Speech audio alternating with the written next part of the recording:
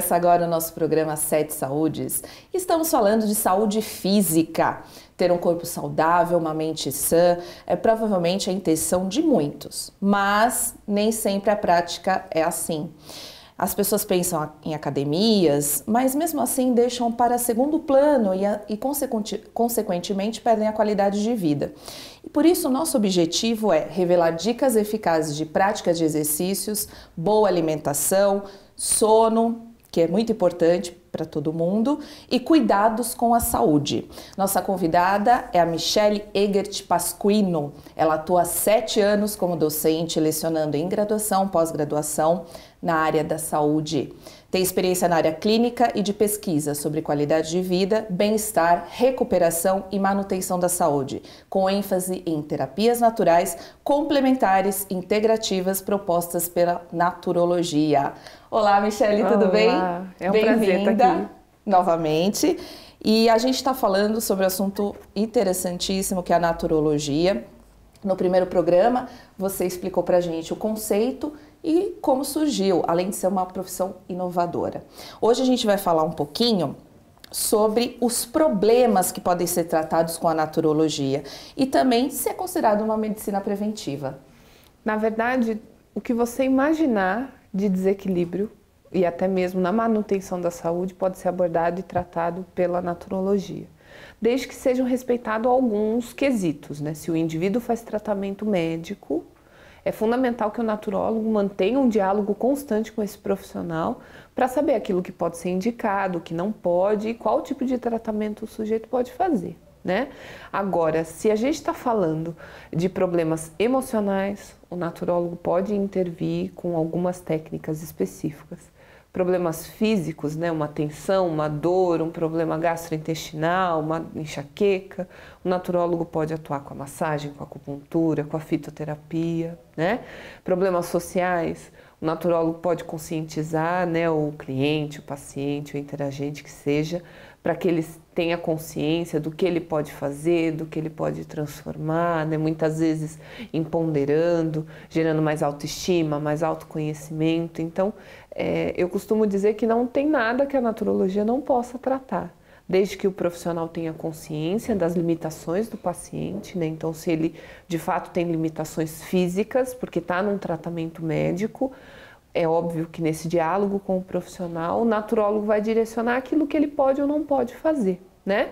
E se de fato o indivíduo está buscando bem-estar, qualidade de vida, o naturólogo entra com essas terapias justamente para que o indivíduo não adoeça, não desequilibre, né? Então, nesse sentido, a naturologia sim é uma abordagem em saúde preventiva, é o objetivo primordial, né? A gente sabe que por questões culturais não é isso que acaba acontecendo, porque a maioria das pessoas procura o profissional da área da saúde quando está com a corda no pescoço, né? Quando o sintoma já está ultrapassando o limite do suportável e aí muitas vezes só vai procurar por ajuda quando de fato tem algum desequilíbrio, mas o naturólogo tem como função conscientizar as pessoas e promover saúde. Nós trabalhamos, né, eu gosto de enfatizar, porque é diferente de você pensar na doença, no desequilíbrio e no que pode ser aplicado para essas questões. O naturólogo trabalha com a manutenção e a preservação da saúde, do bem-estar e da qualidade de vida. Então, o ideal é que o indivíduo esteja sempre saudável, né?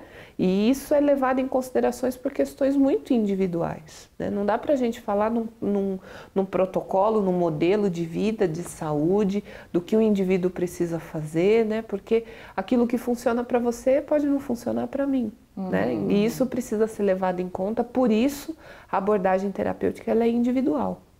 E, por exemplo, como você falou, não basta só quando o problema surge, quando eu estou com a dor que eu não aguento mais. Mas para fazer a manutenção também é importante fazer essa consulta. Ou seja, você precisa ter a sequência, a frequência. Exato. E não só quando você sente dor ou que já passou do limite, né? Exatamente. Porque quando a gente tem uma dor, a primeira coisa, eu vou tomar o remédio XYZ.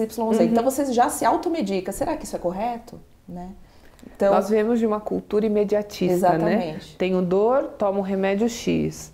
tô com dor de estômago, né? Às vezes é um remédio ou um chá específico. Ou você pergunta para alguém, que é pior ainda, porque para a pessoa funciona, mas não quer dizer que para você funcione. Exatamente. De repente você é alérgico, né? Sim. Enfim, então, às vezes, em vez de melhorar, acaba piorando. Exato. Mas é o que você falou, é a questão imediatista de se resolver algo. Porém, não vai resolver. Não. É momentâneo, mas não é frequente. Então, por exemplo, vamos fazer uma simulação. Então, eu chego e a abordagem, como ela é feita, eu falo assim, Michele, não tô legal, não tô bem. Minha saúde tá frágil, tenho baixa imunidade, o que eu faço? Como que é essa tratativa, né? Paciente... É assim que se fala, paciente? Depende muito do ambiente, especialista? Né? Existe uma discussão até dentro da própria classe profissional, né, que fala, não, o termo correto é interagente, porque existe uma interação dinâmica, né? Ah, o termo correto é paciente, mas tem muito naturólogo que se incomoda com esse termo porque acredita que o termo paciente refere à passividade, né? E na verdade, se a gente for olhar no dicionário, o termo paciente também tem uma das definições que diz que é aquele que recebe uma ação ou um tratamento que é praticado por alguém que tem um conhecimento maior do que ele. Então, não vejo problema de se usar o termo paciente ou interagente. Por ser uma profissão nova, o termo interagente, né, falar, ele é meu interagente, é um termo que ainda não é comum para as pessoas, né? Então, se a gente tem o objetivo de fazer um diálogo interdisciplinar com as outras profissões, o termo paciente, ele cabe, né? Mesmo sabendo que existe uma relação de interagência paciente-profissional, né? A noção de interagência ela é fundamental para a naturologia.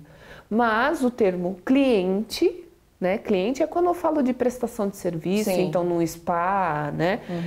Mais comercial, né? Exatamente. Então, o termo paciente ou interagente, né, é o que geralmente é mais utilizado nas sessões.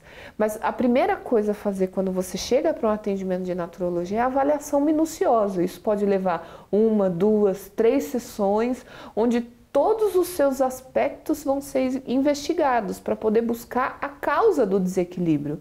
Ah, você tem uma alergia, sua imunidade está baixa. Eu não posso só amenizar o sintoma. Eu tenho que buscar a causa do que está gerando todo esse problema para você. Até mesmo para poder te encaminhar para um profissional que tem um conhecimento do qual eu não tenho, para a gente poder fazer esse trabalho interdisciplinar. Mas se você está tendo problemas de baixa na imunidade por um problema emocional, não adianta eu tratar só a baixa imunidade. Se eu não tratar o problema emocional, melhora o sintoma, suspende o fitoterápico ou a aromaterapia, a causa vai voltar. Porque a causa não foi tratada. Sim, então existe toda uma investigação. Né? Exatamente. Legal. Então no próximo bloco a gente vai continuar a falar sobre esse assunto. Michele, como a gente estava falando no primeiro bloco, é necessário fazer uma investigação. Né? Então não é um processo de 10 minutos. Normalmente existe uma média desse atendimento ou não há regra? O naturólogo, ele é livre, na verdade, para poder direcionar qual que é o tempo que ele vai utilizar para atendimento. Só que para ele ter uma agenda, né, ele precisa estabelecer um horário prévio. Então, a gente encontra profissionais que atendem em 1 hora, escuto muitos profissionais trabalhando em 1h30, principalmente nas primeiras sessões, né? Porque como é uma investigação minuciosa, vai além da ficha de avaliação, né? De investigar, de saber... preencher aquele questionário. Exato. Você tem diabetes? Exatamente, né? A gente vai além dessas questões, porque a gente pergunta dos aspectos sociais, dos aspectos emocionais, né? Perguntamos dos aspectos religiosos, né? Que envolvem questões metafísicas, no caso, espirituais, né? Como é um tema também conhecido. Então, se a pessoa tem fé, crença, se frequenta algum lugar, de que forma isso influencia nas crenças e nos valores, né, daquela pessoa especificamente.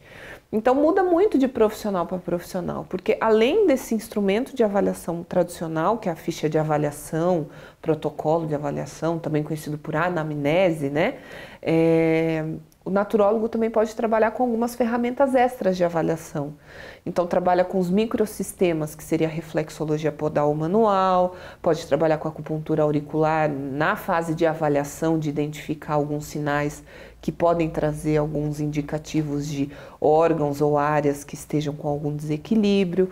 A iridologia, que pode ser utilizada, né, que é a avaliação pela íris dos olhos, para avaliar tanto os aspectos físicos como os aspectos emocionais. Então, dependendo do naturólogo, se ele vai trabalhar com aromaterapia, então fazer investigação de qual aroma o indivíduo gosta mais, se tem alergia a algum tipo de aroma. Então, a avaliação ela é bem minuciosa, dura em média 1, 2 sessões, 3, às vezes. Porque é muita coisa, né, Sim. ser feita, né? E a partir da avaliação, o naturólogo traça um plano terapêutico. Então, não adianta o paciente chegar e falar assim, hoje eu quero receber uma massagem relaxante, porque a massagem relaxante é gostosa, né? Na verdade, quem direciona qual ferramenta de trabalho vai ser utilizada é o naturólogo, né? Então, se de fato a pessoa tem um problema muscular, uma tensão, ele pode trabalhar com a acupuntura, se for uma ferramenta de trabalho dele, com a massagem, com a fitoterapia, com os óleos essenciais. Depende muito da atuação do profissional. Então, quem direciona os protocolos e quais ferramentas serão utilizadas é o naturólogo, né? Então, e esses processos que você está nos explicando são as terapias complementares? Exato. Tá.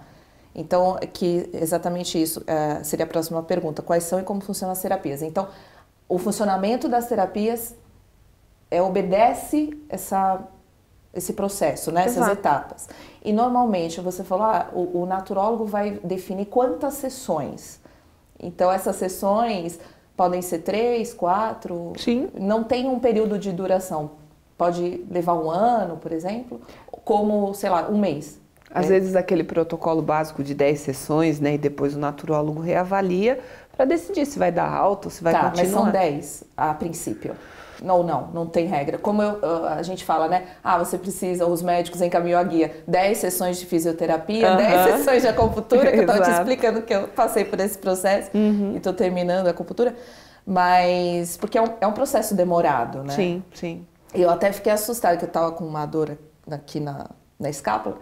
E as sessões de fisioterapia não amenizaram a dor continua a mesma. Agora, na 8ª sessão que a gente estava conversando, que está melhorando, com a acupuntura, né? Então, é todo um processo step by step, né? Não é rápido. Só que a gente fica assustada porque a gente quer o quê? O resultado a curto prazo. Imediatista. As pessoas acham que vão chegar na consulta, vão receber as agulhas de acupuntura e a dor vai sumir como num passe de mágica, né? Porque eu não tomei o remédio, então as agulhas vão funcionar e... Porque o remédio funciona, né? Exato. E aí é onde está o grande problema, e eu disse da abordagem individualizada.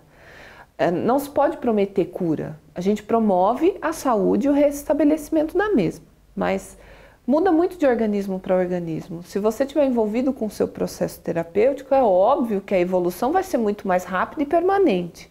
Mas se você tem uma pessoa que tem uma lesão crônica há muitos anos, né, ou meses, e aí ela vem esperando que em uma sessão vai ter melhora, às vezes ela até pode ter.